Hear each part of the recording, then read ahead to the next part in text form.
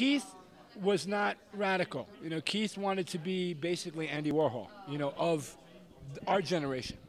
And when both of those artists married with Andy, it was like a dream for them because they had finally worked with the pop icon of the century, you know, collaboration paintings, you know. So they were very conscious of being artists, you know, and in the true sense of the word, you know, in a gallery, in a museum, in a permanent collection, in a big money, blue chip world, big money.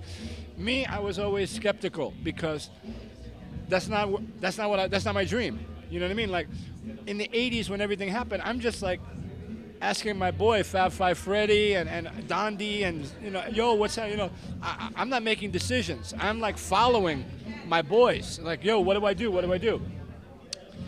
In the middle of the '80s, that whole shit was like consumed and thrown away. And now everyone's like, yo, what happened? You know, it's over. So I became a messenger, you know, and it wasn't until really the '90s that the movement comes back again, but now it's not painting, it's clothing company and computers.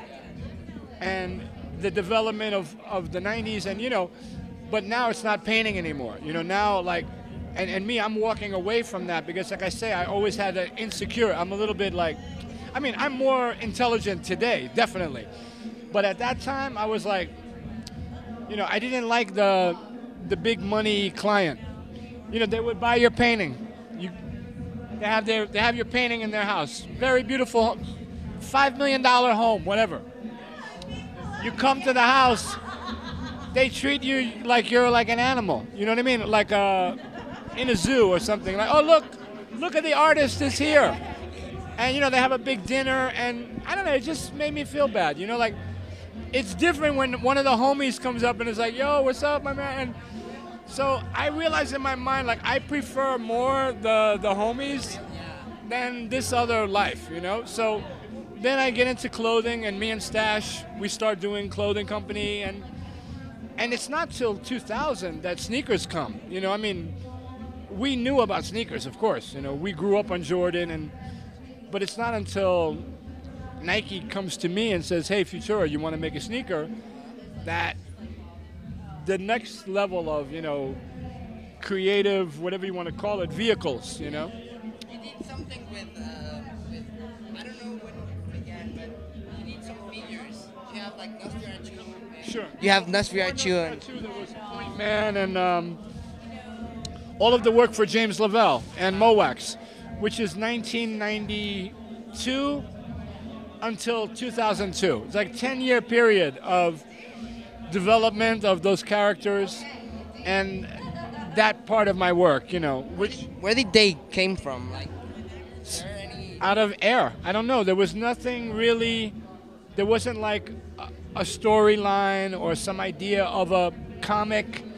It was some really just random sketch that other people were like, oh, what is that? You should develop that. You know, that's interesting. So those characters, which are very iconic now, everyone knows that's my shit. It's almost an accident, really. Like that will happen. Yeah. Yeah, because you've done toys with your friends in New York. It's Jay Kwan from 360. Yeah, sure. We did the. He sculpted for me the Nosferatu, which was probably the closest three-dimensional version of the figure that I drew. You know. Yeah, he did a great job. And now you're doing stuff. You have Futura Laboratories that you were talking about.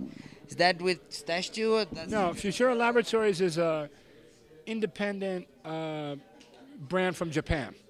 I mean, actually, you know, although I'm an American, I have my own brand. It's a Japanese brand because it's basically born in Japan from my connection there, and it's easier. You know, like as far as my clothing line, it's not like I didn't want to be. I mean, actually, I don't have to control anything. Like, it's all being run from Japan.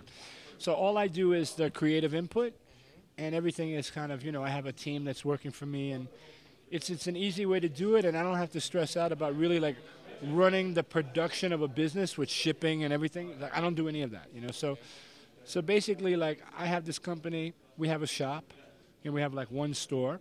That's our flagship, Futura laboratory shop. And we have about 40 domestic shops in Japan, throughout Japan. And we're selling now maybe 12 to 18 companies or stores outside of Japan.